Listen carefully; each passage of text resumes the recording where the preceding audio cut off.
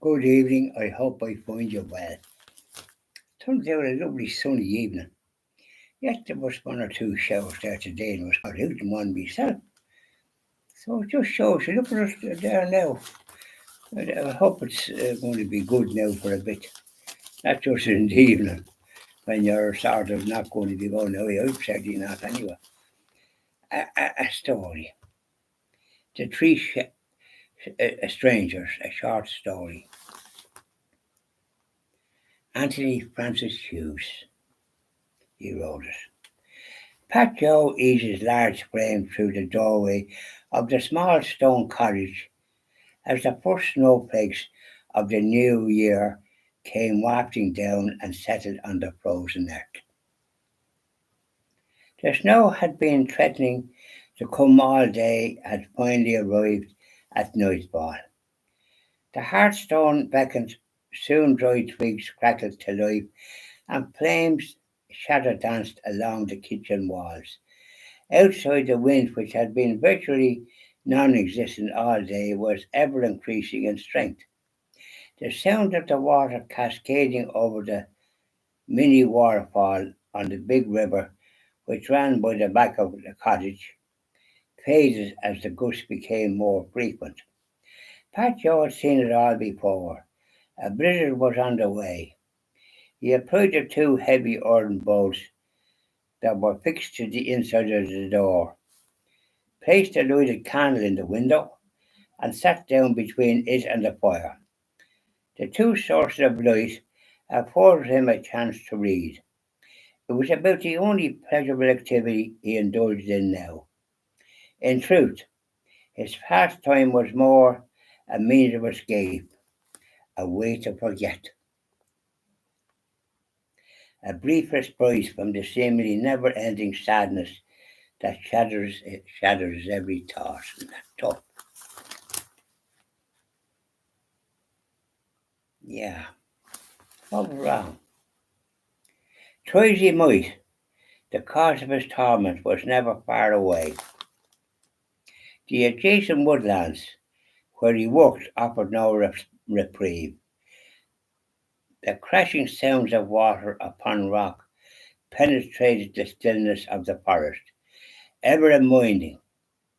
He struggled to come to terms with the emptiness within the cottage and the emptiness within himself, but to no avail. Those who knew him had long since labelled him a recluse.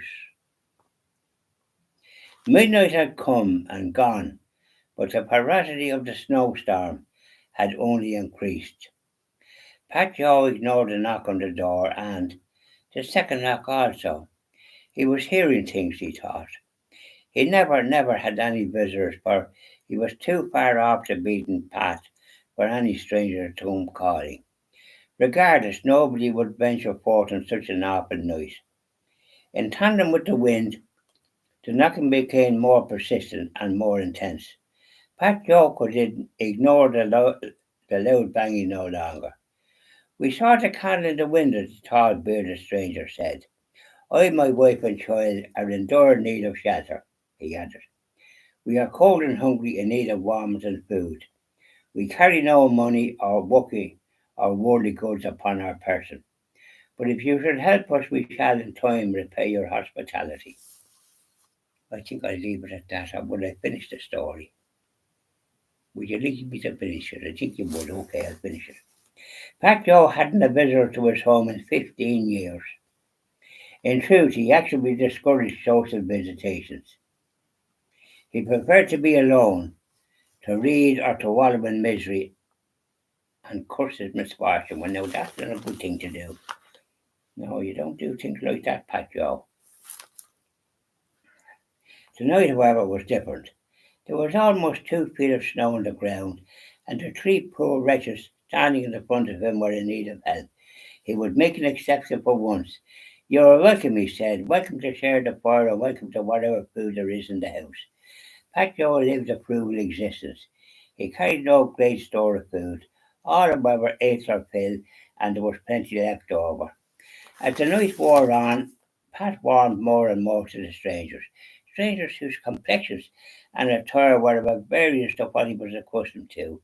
I am the woodsman of this here estate, he informed them. Planting trees, pruning and felling form part of my work. We have something in common then, said the tall stranger. I too work with wood, but I am a carpenter by trade. You never took a wife, said the woman, in a manner that sounded more like a statement of fact rather than the question it was meant to be. Pat Joe took a deep breath. For 15 years she didn't share his grief with a St. Living soul. 18 years ago, this very morning, my son was born, he said. We named him John Joe after my own father, who too was the keeper of the woods. Our precious son was but 3 years old when the big river claimed him. My beloved Kathleen. In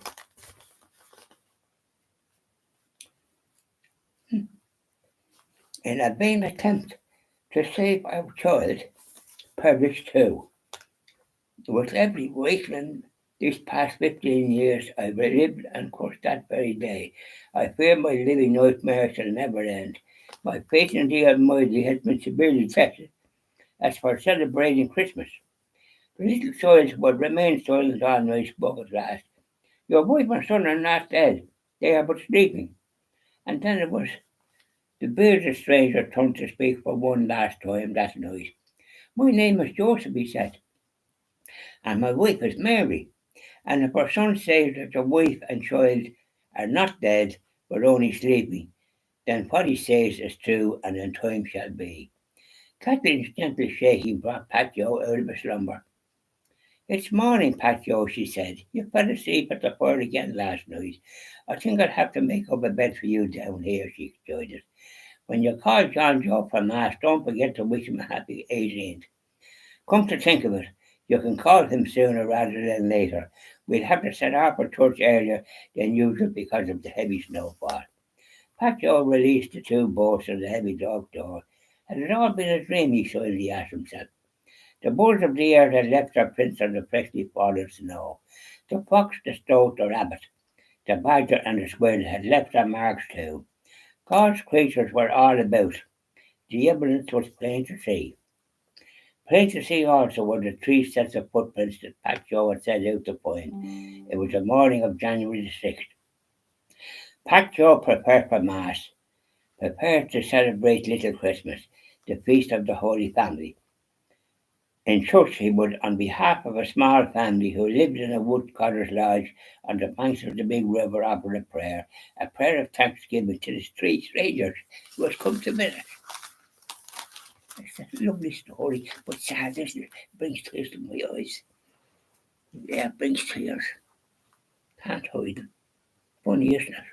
When you see something good like that, it just lifts you, doesn't it? That's a lovely story. Did you like it? Yeah. I think stories of that calibre is very good. It lifts the spirit, doesn't it? And I might try and tell a few stories myself as well. So bye for now, and I hope you enjoyed that story. I said I'd read a story after the thing, so I did some chores, and I'm ready now to relax, as the fellow says. Bye now, and I hope you enjoyed that story.